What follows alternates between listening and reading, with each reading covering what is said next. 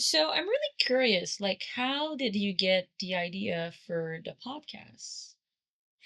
I think the basic idea was to change the world, which is a very ambitious idea. We all have that. Superheroes are changing the world, Yeah. and politicians are changing the world, and human rights activists are changing the world. But as I mentioned, that I learned during these past few years that maybe I needed someone to listen to me. And listening doesn't mean listening literally. I mean seeing me because I was there, but I wasn't uh, seen. And it's surface level idea. Okay, we have a Pakistani guy, or we have a guy. People would, and also the industry, and sometimes people really, I thought were, well, I can use an extreme example, uh, just so color blinded because they would see an Indian looking dude in a show or something. Oh yeah, that reminds me of you. And in my mind, oh, my nose doesn't look like that guy. My forehead doesn't look like that guy. Hmm. My eyes or my body shape or my accent is even different.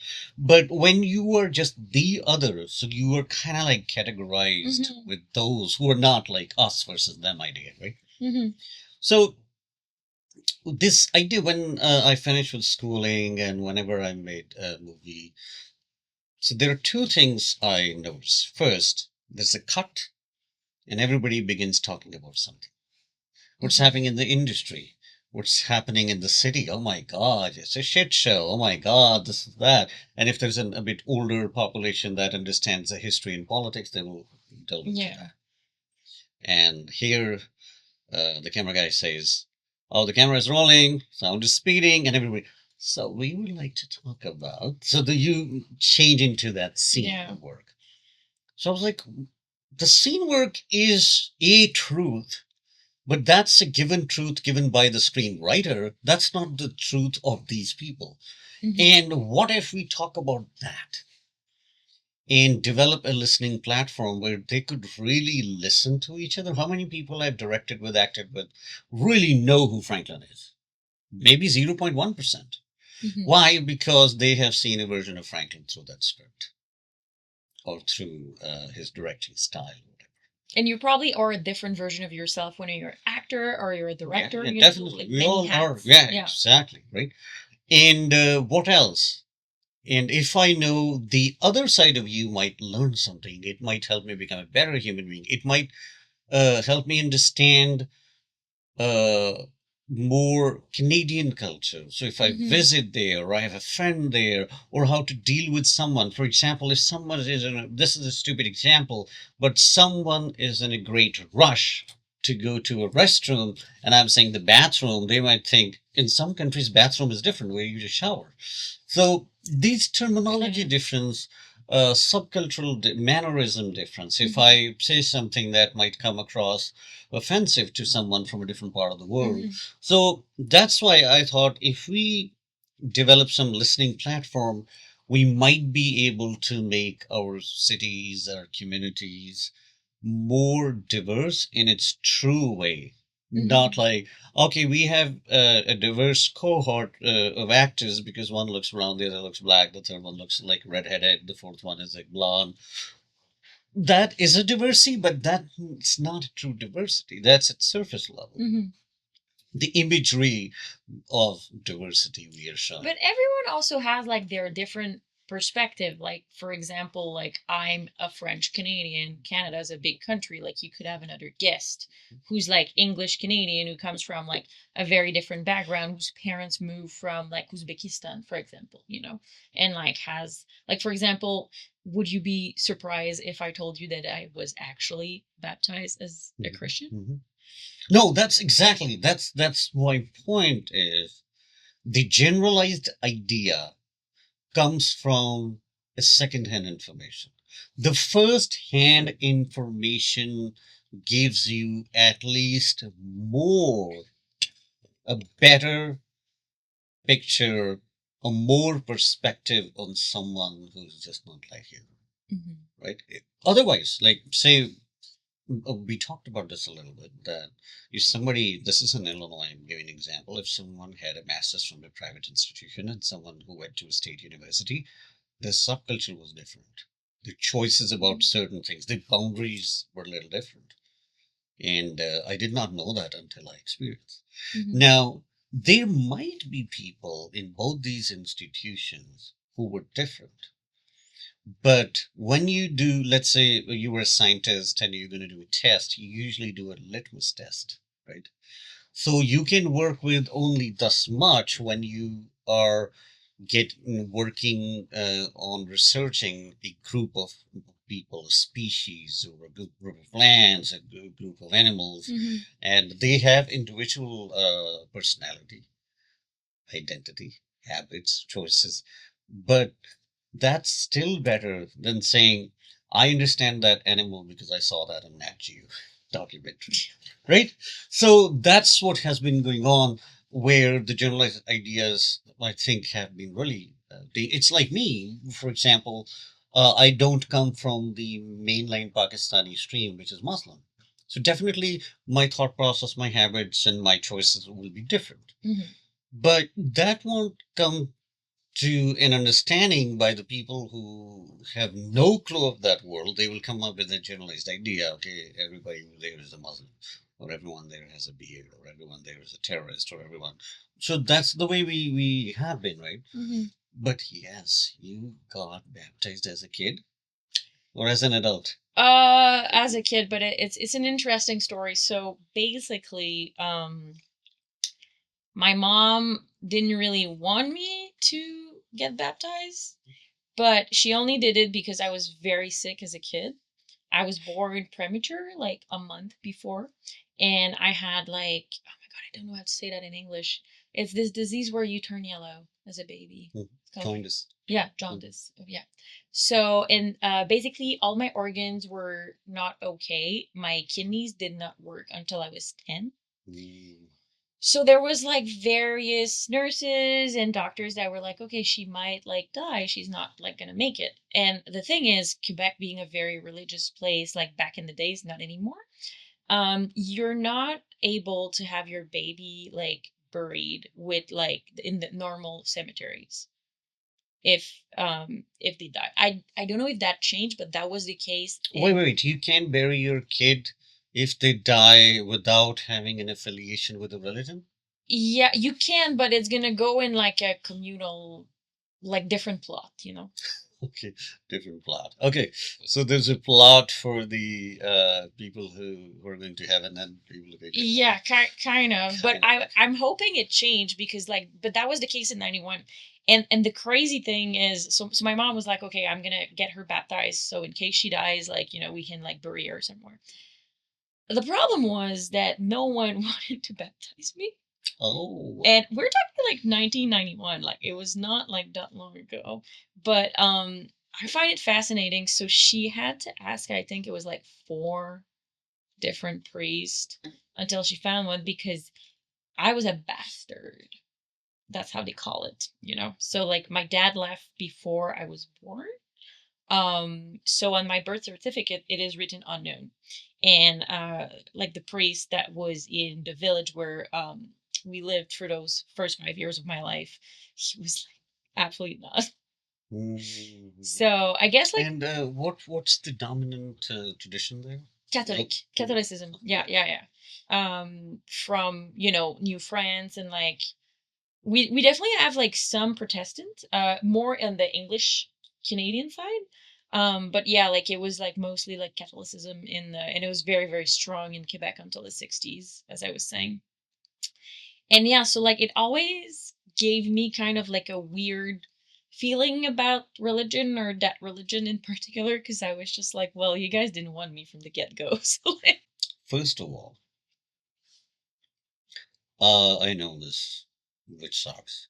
Catholic Church will never baptize an average priest, I should say.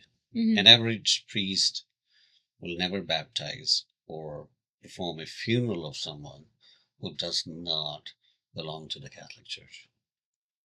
Right. Which was really interesting. One of my cousins uh, married a woman, and he's not. The woman was from a Catholic church. The priest made a really big deal that it'll be an interfaith marriage because the guy is not Catholic. Blah blah blah blah Hmm. blah blah blah.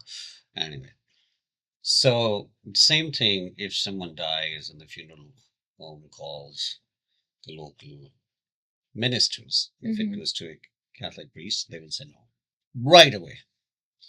Even So in this day and age. even this day and age, yeah, and it doesn't matter what country. And same thing is, say, the other sacrament, the sacrament of communion. Do you know that? Yeah, yeah, that I know. You went through that too with your No. friends? No. No, Okay. I never got like what is it? Like it's a communion and then after that it's confirmation. No, I did not do those. And I remember being very judged in elementary school when I didn't do my confirmation because I was the only kid in the entire class that was not studying religion, but that was doing. We have something called moral, Mm. um, and it's just like kind of like teaching you like belief systems and stuff like that. But like they were doing it because it was such a small school. It's a school I went to for only 1 year because we moved a lot, and they were doing it in the library, and it was basically like the one kid per class who was Mhm. not in religion Mhm. who would go like to study with the other teacher for like an hour during the week. And yeah, like my teacher was like, "You're sure? Are you sure?" Mhm. Mhm. Yeah, it's still a sad reality uh, of the Catholic Church and many other Protestant denominations too. Yeah. For example, when it comes to Lutheranism in the US, there are conservative Lutherans and there are liberal Lutherans. I still don't know. Yes, the church denomination I can speak of, the Methodist Church in the US. Yeah. Uh, it has been since 60s. I think it's been United Methodist since 60s or somewhere Mhm. there. Uh, the United Methodist or Methodist Church, you call the minister. 99%, I think, ministers would do the baptism or funeral Mhm. or any other uh, ritual or sacramental ritual if somebody wants that. Yeah. Because now there's a reason. Methodist Church still believes God's grace is open for every human. We are not God, nor we impose God's will on human beings. Whatever is between God and the mankind means humanity, Mhm. that should not be questioned or judged by humanity.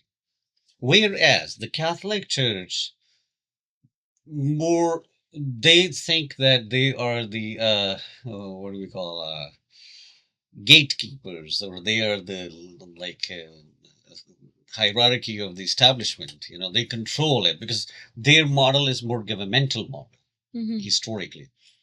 And whatever they say or the leaders say, that must be taken as the norm.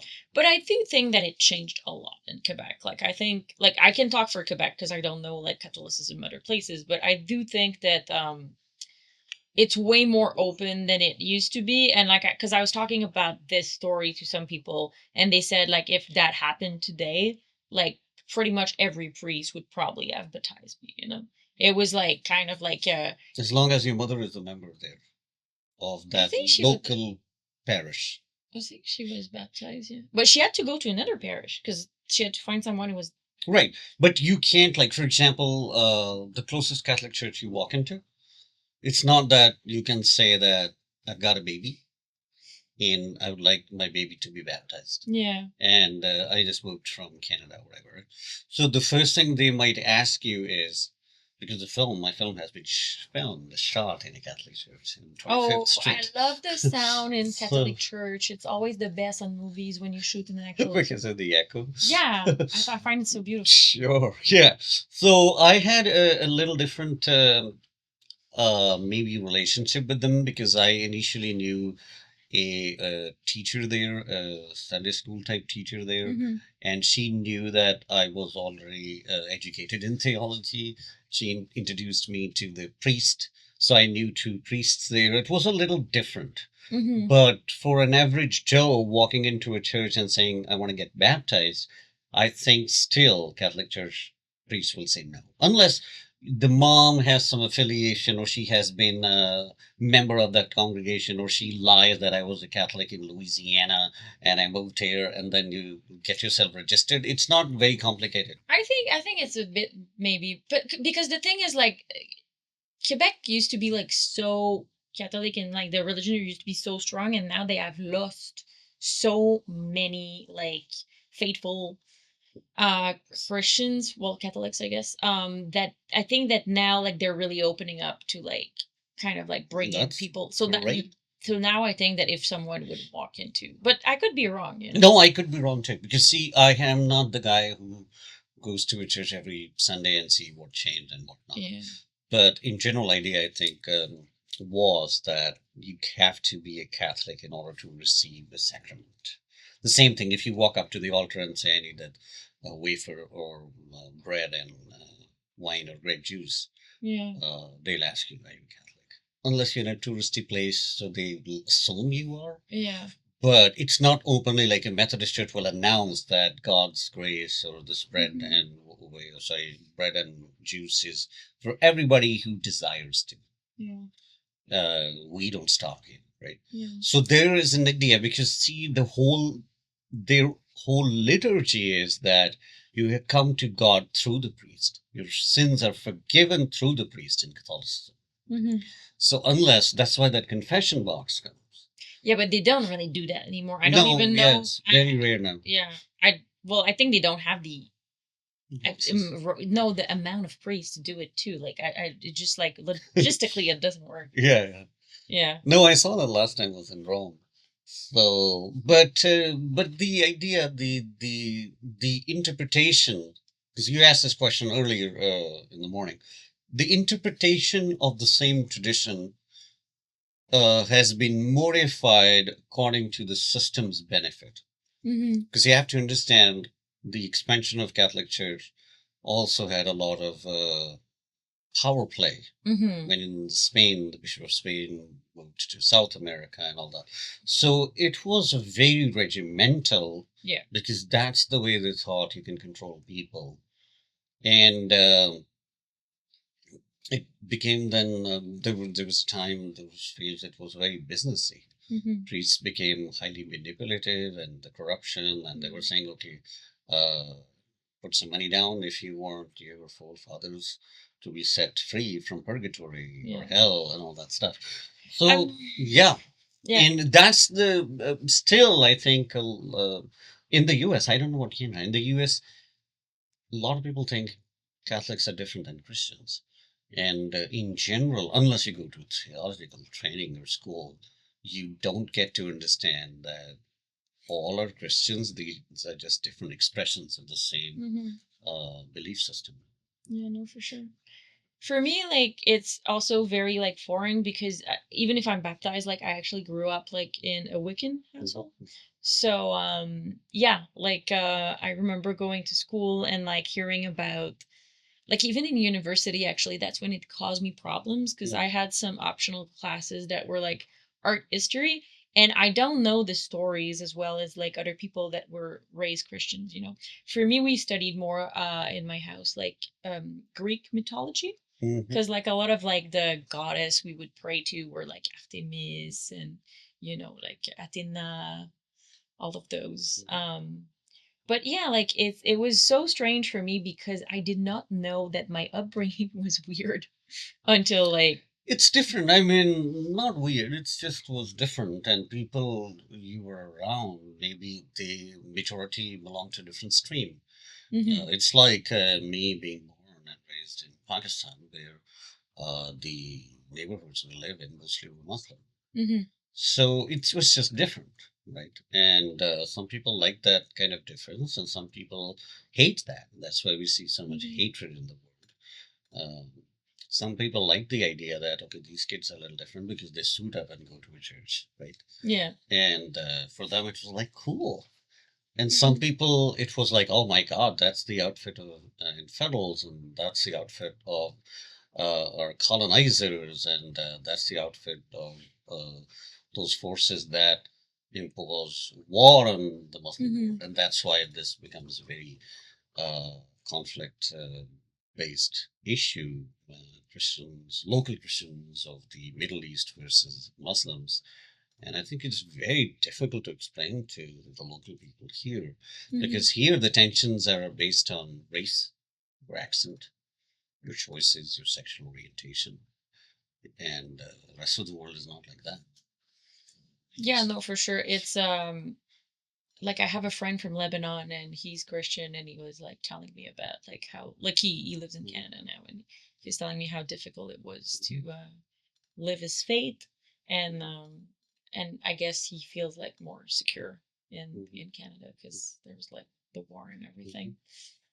But I do want to address one issue here. Christian world, when they read the Bible, they read the New Testament. They see all the characters of a narrative, the nativity narrative. So they see Angel Gabriel coming to Saint Mary and telling her that she'll have a son. For a sec, if we don't have that narrative, like a finished project after post production, and we go behind the scenes, right? As we say in the movies, based on true events. And true events are probably not like that, the way we like sum them up in a half an hour, we tell that event. Now, there's a young woman who's not married. Her name is Mary. Marie Madeleine? No, Mary, the mother of Jesus. Oh. Right. Saint Mary, Madonna. Yeah. Wait, Saint Mary and Mary are not the same? No, there are three, I think 2 or 3 Marys in the Bible. So that makes things complicated. I mean, it might have been a common name then. I don't know, but it might be, yeah. So it's like John. John the Baptist is different than the other John who wrote the book of Revelation. So this young woman was not married. She was betrothed, which was the ancient form of being engaged. But in that time, the engaged parties remained at their homes. There wasn't any sort of association. Like today, like somebody gives you a ring, oh, I'm engaged. It's a different idea now. So imagine if we were to empathize with her, a single female young woman, unmarried, coming to know she's pregnant, how would she think the culture is going to respond? She's going to be ostracized. Right? So that's the beginning of the Christian faith. The sad reality is a lot of Christians, and especially the leaders, they don't think about those things. And I think that's very important to empathize with those characters. Saint Mary, the mother of Christ, Jesus Christ, being born a kid without the father, and he had a foster father, Saint Joseph, right? And now, interesting thing happens is you see these 3 guys, Magi's come, and the king, Herod, orders all kids to be killed. Now they are running for their life. They go to Egypt. They are immigrants there, refugees there. How many times Jesus escaped to save his life, even as an adult? How many times Jesus' mother might have been condemned? If we don't have that in the final cut, it doesn't mean it didn't happen. That's where the priests, the pastors, the bishops, the leaders, the policymakers, or people who write church laws need to start thinking before they call anyone a bastard, or before they call anyone a child of a unwedded couple, because you don't know actually what happened out of wedlock. out of wedlock. Yeah, and or somebody not performing a funeral because the person did not profess that he or she was a Catholic or a Christian. Mhm. What if that person had a better relationship with God? You don't know that, right? So having some grace, because when God gives you an authority, it doesn't matter it's a political, religious, or having some sort of like resourceful privilege, Mhm. then you're supposed to share that with grace and humility with others instead of becoming more like a arrogant or egoistic and all. But unfortunately, that's most of the time overlooked in churches. Mhm. And it's across denomination. It doesn't matter if it's a Catholic church or the other Protestant, evangelical, Pentecostal churches. But that's the reason a lot of people don't like church. A lot of people don't like to associate or participate with any church. But there's also lots of advantage from what I'm understanding since I moved here. The church can be like a great like networking place, or like people like really help each other in whichever like mosque or synagogue or church they're going to. So like I guess like maybe more in the US, like there's like kind of a community that is based on religion, on giving like financial opportunities and also like help, you know? Financial, it depends. It's very difficult to say that you can gain financial opportunities, but you can definitely a sense of community because historically, so church becomes more a church, a community, ecclesia, Mm-hmm. the original Greek word. It started in the first century. It started 40 years of Jesus' ascension, 40 to 50 years. Mm-hmm. Because Jesus did not create a larger community, he had only disciples and then people whom he wanted to train. Those people actually formed the communities. So when you go to Rome, you see that. Now, these communities were marginalized, they were poor, and they were scared because the state religion was different. State used to kill them, put them in front of, throw them in front of lions, right? Mm-hmm. These people's focus was widows, ladies, because females did not have their own identity. Uh, Old people, because they didn't have any rights, and children. This idea is not new that you've seen in the communities in the US. It started in first century and it continued uh, throughout the history, and then even when church got divided into Roman Catholicism and Eastern Orthodox in 10th century, 1050. Later on, it's still there. But unfortunately, now what I see is, so there are churches at the buildings that will have an LGBTQ plus a flag. Mm-hmm. Mostly people, there's a church in Chicago, mostly people, like 99% people who go there are all gay because it's so uh, directed toward that group. Now they don't have a room for someone who is not gay. The other groups are so, for example, family based. There's a young family based, let's say there's a church or a group. Now, a person moves into that community and they are dating someone and living with them. Right away, they will reject you. They'll say that's wrong.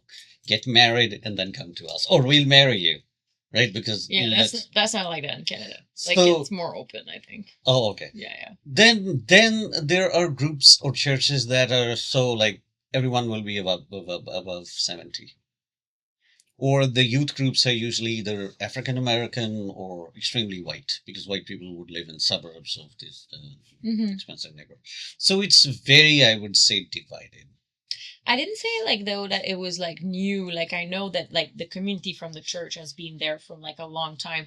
It was more like kind of like a cultural difference. But again, I haven't been to that many church. Like I did visit whenever friends invited me. Like In I actually, Canada? yeah, I Okay. went to like a few different. I couldn't tell you what it was. One was like people were dancing with like flags, like colorful flags, and someone was painting, and I was just like, wow, church can also be this, you know? Sure, yeah. And these days there are different kinds of Yeah, activity based gathering. Church, in a way, is a community. The term itself. yeah. Mm-hmm. and that term has been used differently historically. So yeah, there are a lot of different ways people do that. Yeah, because I remember too, like another. So when I was picking grapes in the Okanagan Valley, I picked grapes for a very religious family, and what was fascinating about them is that half the family was Catholic, and the other half of the family was Protestant. And whenever we're picking, like in the field, they would like debate with each other. About religion? Yeah, they would Oh, debate and they would like kind of like scream at each other, but still do like all the picking together. Because it was like, I guess like it was like harvest season and it was very important for everyone to like, and I was just a worker and we were like a few workers, but it was just so fascinating to hear them like being so angry at each other and doing like Bible trivia like in the rows. And I know that like one of the biggest thing I think was the Virgin Mary that they were debating about, and also like the fact that you can get richer, like according to them, like in the Catholic Church, like the Protestant were like teasing the Catholics about that. Richer, well, just like all the golds and the idols and all of that. Oh yeah, yeah. So that was like their big point. But and they would ask me questions too, and I was so like I realized how little I knew about religion at the time because they would tell me stories that were like things that I've never heard before. Such as? Well, like simple things that I'm sure that you've heard, but like Judas and like all the one who stole things from Jesus, or no, the one who told on Jesus. Who sold Jesus? Yes. Yeah, Judas. Yeah. Yeah. And then, yeah, it was extremely interesting. They wouldn't stop talking about it. They were also like really against like because we were talking about movies a lot since I'm a filmmaker, and they were against every movie that had like sex scenes in it or anything, but they were okay with stuff with violence. So that was okay because there's a lot of violence in the Bible. I guess there's a lot of sex in the Bible too. But yeah, that was also like very fascinating to me. And they were all married at 18. And so they brought me to church. Look, I hope you're not talking about Amish people. No, Oh, okay. No, that was just like I think they were evangelical. Those people, it was evangelical and Catholic, and I think I went to the evangelical church because some of the other pickers were like trying to convert me. So they even like bought me like I don't know how, but like they went and bought me like this Bible that didn't look like a Bible. It looked because they knew I was a Wiccan, so like they bought me one that was like black and like looked like it was a little burn, and it was like because I didn't know like they have like different type of books made to like try to teach people, and this one looked like edgy and punk, so I don't know like how but yeah, I did get to go with them and I was really open to having the conversation. Didn't get convert, but was kind of still happy that I got to experience it. And after like the first service, like people invited us to a barbecue, and that's where I kind of like got the idea because like I remember they were like all, oh, give us your business card for like whatever you do in film at the church. And I was just like really surprised. I just didn't think it was a place where like you were doing some networking. But yeah, people were like very, very lovely, and I enjoyed the dancing. Cool. Yeah. And this was in the South? No, this was in Canada. This was in the Okanagan Valley. So like Vancouver? Yeah. Oh, I've heard about it. I haven't been there. Yeah. Okay. So Vancouver, if you go like 4 hours east, there's a big valley called the Okanagan Valley, and that's kind of like a microclimate sort of. It's like gets really warm, and that's where like most of the fruits are grown. So like it starts with the cherry season, and then there's like apples, pears, grapes, peaches, and I've picked all those fruits. And it's kind of like that region and another valley that is closer to Vancouver. They're the kind of Bible Belt of Canada. And the Okanagan Valley, it's insane, like the amount of churches that they have there. Because like it's kind of like every corner and it's every denomination too. And that's where I started like trying to understand what all the denomination meant, because for me it was not obvious as like not really being raised like as a very religious person. Still, a lot of people get raised and sit down. Trust me, yeah. Yeah, probably. but I know that yeah, you had like if you were a picker there, you had to be married to like share the same bedroom. Oh, I think they put me with the only girl that was there because like girls had to be like in together, the boys had to be together too, and yeah.